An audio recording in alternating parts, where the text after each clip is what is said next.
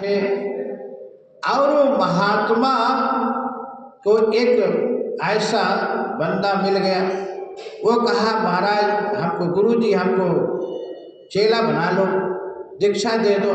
तो गुरुजी ने कहे तो मेरा काम है, बन जाओ चेला। तो उसने पहले कहा गुरुजी हमको छुड़ाना कुछ नहीं, कि नहीं खाना वो नहीं खाना, हम भाई पहले बता रहे हैं। बोला कि हम शराब पीता हूँ, ये नहीं कहना कि तू शराब छोड़ दे, शराब न पीना। तो गुरुजी कहे हम क्यों कहेंगे, तो पीते रहना, इससे कोई मतलब नहीं। तो बोले तब ठीक है फिर गुरुजी आप दीक्षा दे दो, आप छुड़ाने के लिए कह रहे दीक्षा दे दो। गुरुजी कहे तो ठीक है, लेकिन एक काम तुझको करना पड़ेगा।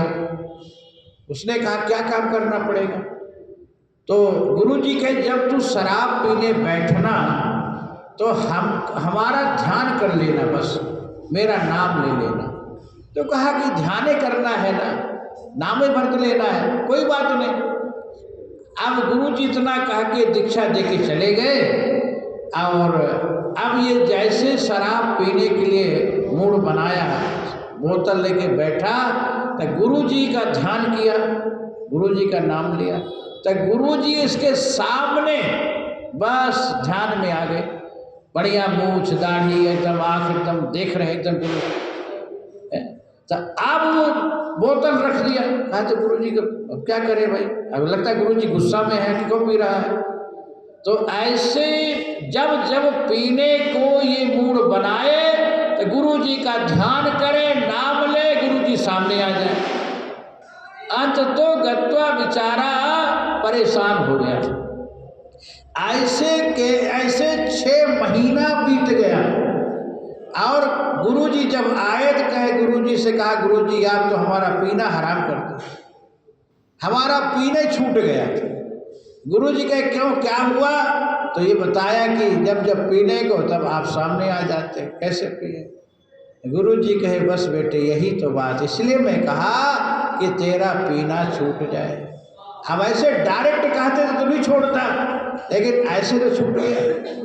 तो ये गुरु जी के नाम का प्रभाव है कि अच्छे से अच्छे भी, देखो बुरे से बुरे भी जब गुरु जी से नाम ले लेता है, दीक्षा ले लेता है, तब उसका भी स्वभाव में परिवर्तन हो जाता है।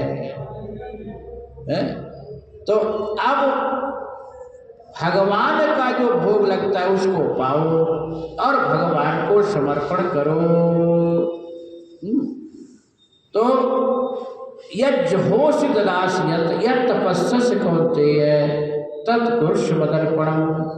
भगवान अर्जुन को कहते यज्जहोषि, यज्जहोष मतलब जो तू हवन करता है, पूजा पाठ करता है, वो भी मेरे को समर्पण कर दे। अच्छा देखो, हम आप जब रामायण का पाठ करते हैं तो अंतिम में यही कहे श्री रामार्पणम मस्तु, हे प्रभु ये हम जो पाठ किया है तो ये फल आपके लिए, मैं अपने पास नहीं रखूंगा, आपका है। तो वो फल हम जो पाए वो भगवान को समर्पण कर दिए। जैसे मान लो छोटा सा बच्चा, छोटा सा, अब उसको कोई विदाई दिया 10 रुपया 20 रुपया 100 रुपया, अब उसको पता नहीं है तो तुरंत मम्मी को देता है, अपने माता को देता है और माता रख लेती है। क्यों? क्योंकि बच्चा को पता नहीं है क्या है, हमको इसका क्या कोई अपने मतलब है नहीं, देते। और माँ क्या करती है, उस बालक का हर प्रकार से पालन पोषण करती है। उस बालक को क्या चाहिए, माँ को चिंता है और माँ उसका पूरा उत्तरदायी है।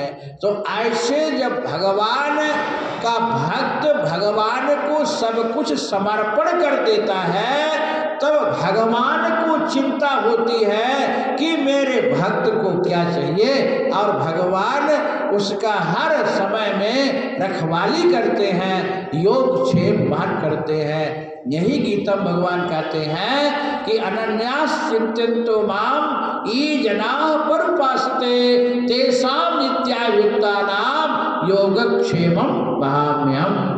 तो जो मेरा अनन्य भक्त है, हम पर समर्पण है, हमारा उपासना करता है, उपासक है, तो वो उसका योगक्षेम हम वहन करते हैं। तो योगक्षेम मतलब उसको क्या आवश्यकता है, क्या चाहिए। अब देखो भगवान आपके चाह से ज्यादा भगवान दे देते हैं। ये आप भगवान की शुक्रिया अदा करें। आप कम से कम भगवान है से भगवान को समर्पित होइए, फिर देखिए भगवान की फिर कैसे भगवान सब पर कृपा करते हैं, हैं? तो ये कार्य है कि